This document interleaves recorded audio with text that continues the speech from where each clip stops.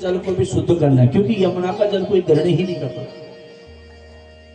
तो आज भगवान ने गेंद के बहाने जो है गोपबालों के साथ यमुना तट पर गए और कहा कि जो गेंद यमुना में फेंके उसी को लाना पड़ेगा। तो भगवान को तो पता मैं ही फेंकूंगा, मारी बॉल पर बॉल यमुना में गिर पड़ी। यमुना में जब गिरी तो सबने कहा कृष्ण तुझे ही लानी पड़ेगी। भगवान ने पीतांबर बांध अपने कमर पे और सीधा कदम के वृक्ष पर और वहां से सीधा यमुना पर कूद पड़े।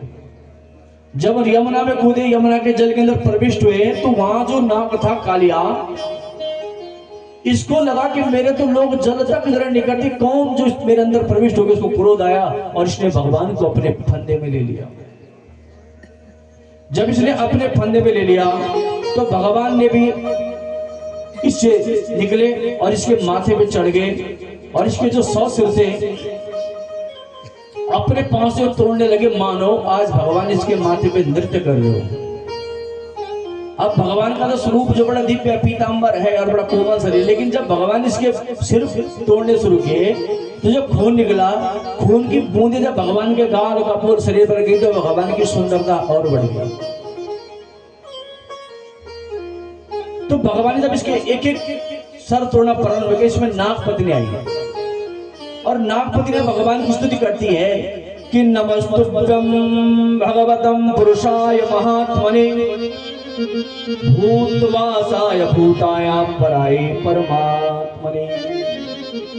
कि प्रभु हम आपको प्रणाम करते। नागपति ने कहती है और क्या बोलती कि प्रभु इसमें कोई शक नहीं है कि इस नाग ने कोई पाप किया हो, क्योंकि इसने पाप नहीं किया होता मनुष्य में तो ये नाग नहीं बनता।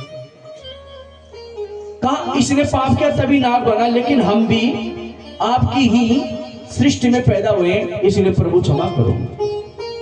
और कालिया को बोलती कि देखो तुम भी भगवान से क्षमा याचना मांगो। कालिया बोल पड़ा दुष्टजो नाथ लोकान सदग्रह।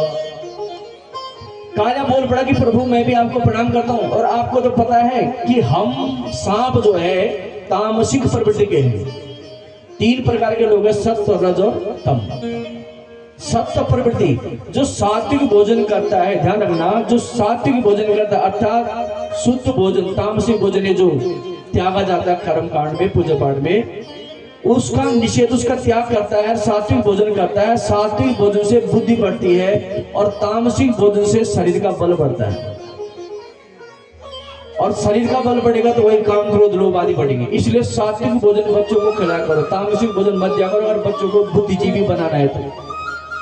और वही लड़ाई झगड़ा कराना अड़ोस पड़ोस से तो खिलाओ खूब, जिसको बोलते कि ताकत लगती, ताकत कुछ लगती, हम नहीं खाते, हम पे ताकत नहीं है। बहुत सारी चीजें हैं ताकत के लिए, इस गलत फहमी को निकाल देना। तो सात्विक भोजन से सत्व की मात्रा अर्थात बुद्धि बढ़ती है और तामसिक भोजन से व्यक्ति निकम्मा होता है, ना इधर का ना उधर का। तो ये कहते कि प्रभु हम तामसिक है, हमारे अंदर बदले की भावना, तामसिक व्यक्ति के अंदर बदले की भावना जागती है। जैसे किसी से झगड़ा हुआ तो वो देखता है कि जब तक इसको मजा नहीं चखा लूं तब तक चैन। और सात्विक प्रवृत्ति वाला व्यक्ति बोलता है कि इसने कर दिया, इसके साथ क्यों उलझूं। क्योंकि अगर आप किसी के साथ बदला लेना चाहते हो तो जब तक आपका बदला पूरा नहीं हो तब तक आपके दिमाग में वही चल रहा है, कैसे बदला लो, कैसे बदला लो। हो सकता है आप अपने 10 और 15 और 20 साल खत्म कर दो। और सात्विक भोजन वाला व्यक्ति कहता है कि इस पे इतनी बुद्धि है और या तो मैंने कभी इसको दिया होगा, खत्म कर दिया, दूसरा रास्ता देखते हैं।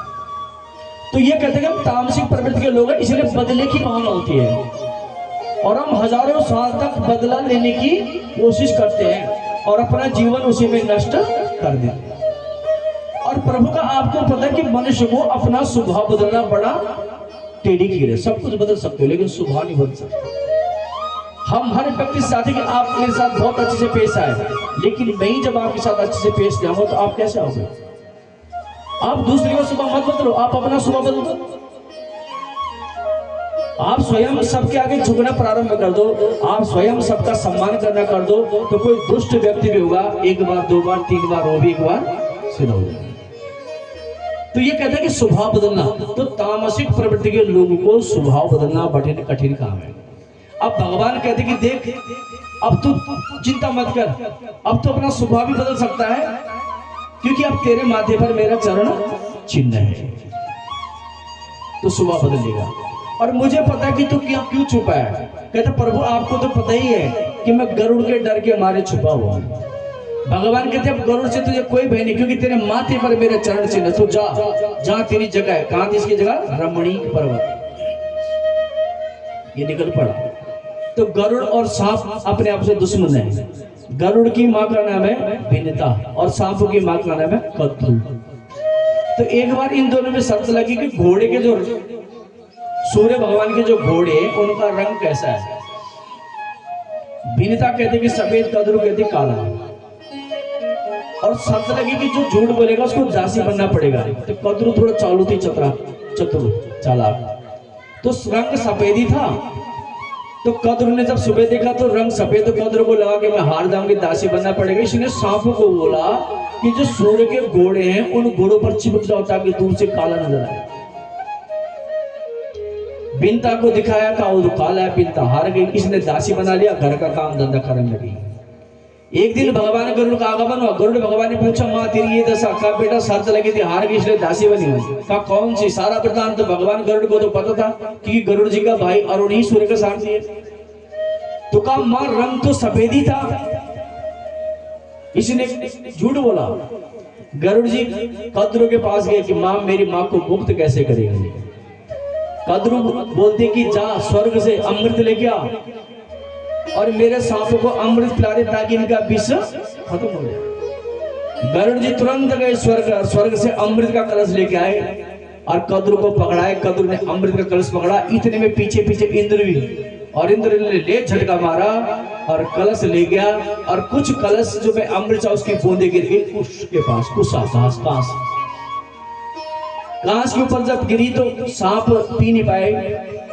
और कद्रू बोलते कि देखो कुछ कुछ बूंदे हैं, पी लो, चाट लो। और सांपों ने चाटा और सांपों की जीभ कट गई।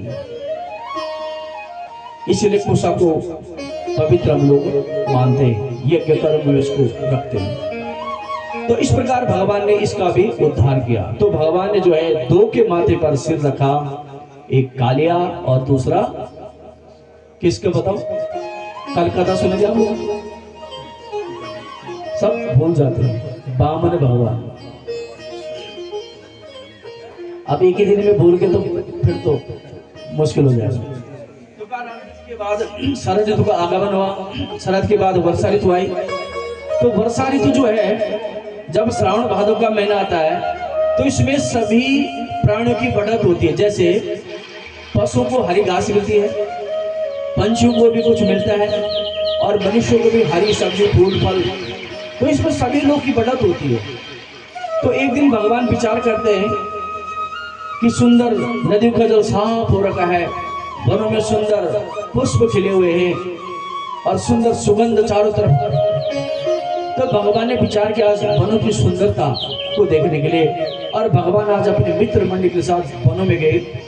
और उस सुंदरता को देखने के लिए भगवान ने अपना सुंदर पीतांबर, सिर पर मोर पंख मुकुट, गले में वैजयंती माला और बंसी हाथ पर है। और आज भगवान ऐसे लग रहे हैं का परीक्षित कि वरहा पीड़म नटवर बपु कर्णयो कर्णिकारम विप्रदवास कनक कपिशं वैजयंतीं च माला रंघान वेणुरधर सुदया पूरयन् गोप वृंदे वृंदारण्यम स्वपदरमणम प्राविशत गीतकी। जब इस वन में भगवान ने प्रवेश किया तो सिर पर मोर पंख, कानों में केंद्र के पुष्प के पीले पीले पुष्प है, पीतांबर धारण है और गले में 5 प्रकार के पुष्पों की वैजयंती माला है। का प्रक्षित आज मानो भगवान किसी रंगमंच के कलाकार जैसे लग रहे हो।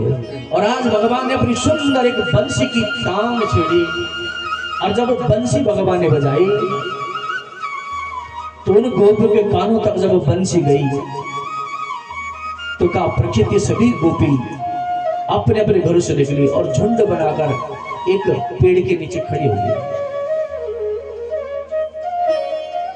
और कहा जब सब एक पेड़ के नीचे खड़ी हुई तो आज ये सब गोपी इकट्ठा होकर उस बंसी की प्रशंसा करते हैं। एक गोपी बोलती कि सखी ये बंसी कितनी सौभाग्यशाली है। अगली बोलती कि बहन सौभाग्यशाली कहां से कहा, देख इतनी सौभाग्यशाली कि श्याम सुंदर ने अपने होठों पर इसको 24 घंटा रखा है। अगली बोलती कि बहन तो सच कहती है, हमारा सौभाग्य नहीं, हमें तो छूटा भी नहीं।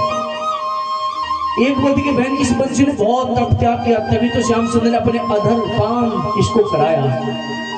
अगली गोपी बोलती कि बहन कौन सा त्याग, तब कैसे क्या बता। गोपी कहती कि बहन जंगल में रहती बांस, सर्दी बड़ी बड़ी हवाओं का झोंकाता है, धरती तक जाता है फिर खड़ा हो जाता है, बारिश गर्मी इस सबको सहन किया और आया तराशने वाला बांस को काटा तब भी उफ नहीं करा। अगली कहती कि बहन तब तो कष्ट तो बड़े बड़े संत महात्मा भी करते हैं, लेकिन उसको तो नहीं अपनाया। अगली बोलती बहन मुझे लगता है कि इस बंसी को जब काटा और गरम गरम लोहे की सलाखों से इसमें छेद किए, इस बंसी ने उप तप नहीं किया, तभी शायद श्याम सुंदर इसको बनाया। अगली बोलती बहन मैं नहीं मानती। अगली गोपी बोलती बहन मुझे तो लगता है इस बंसी के अंदर कचरा नहीं है और हम लोग के अंदर कचरा है, इसलिए मेरे ठाकुर ने अपनाया। बहन का कौन सा कचरा? अगली बोली बहन तुझे पता नहीं, इसकी पोर पूरी खाली है और हमारे अंदर तो कचरा है। भगवान के पास जाते हैं, झूठ झूठ बोलते हैं, सच नहीं बोलते हैं, छुपाते रहते हैं, सत्य नहीं है और चंदन का टीका लगा लेते हैं। सत्य नहीं है, मर्यादा नहीं है, दया नहीं है, धर्म नहीं है और बाहर सुंदर बनने का प्रयत्न करते हैं, तब इसलिए तो नहीं अपनाया। अगली बोलती बहन मुझे तो लगता है इसने अपने अवगुण श्याम सुंदर को बता दिया। कहती बहन इसके पास अवगुण था। बहन इसने बोल दिया कि देख कन्हैया ये 8 छेद है, सारे गा मा पा धा नी सा, अपनाना चाह रहा तो अपना ले, नहीं तो नहीं अपना। और हम अपने अवगुण को छुपाते हैं और गुणों की प्रशंसा करते कि मैंने दान दिया, मैंने कथा कराई, मैंने ये करा, मैंने वो करा। और जब अधर्म करते छुप छुप के उनको किसी से नहीं बताते, भगवान से भी नहीं बताते, तो का इसलिए नहीं अपनाता भगवान। अगली गोपी बोलती बहन मैं नहीं मानती। अगली बोलती बहन बात यही है इसने अवगुणों को नहीं छुपाया। इतने में जब वृक्ष सुनते हैं कि आज हमारी बेटी की प्रशंसा हो रही है, तो वृक्ष बड़े बड़े वृक्ष है मंद मंद हवाओं को प्रभावित करते, बड़े प्रसन्न होते कि हमारी बेटी का विवाह धन्य है, हम हमारी बेटी का विवाह श्री कृष्ण के साथ हो। इतने में एक संत आता, जब वृक्षों को प्रसन्न होते देखा, अरे प्रसन्न होना बंद करो, ये तुम्हारी बेटी बांस बनकर कहीं भी लोगों का घर बनाने का काम आता है और यहाँ बंसी बनकर गोपियों का घर उजाड़ने का काम करते। वृक्ष फिर शोकातुर हो गए। ऐ श्याम तेरी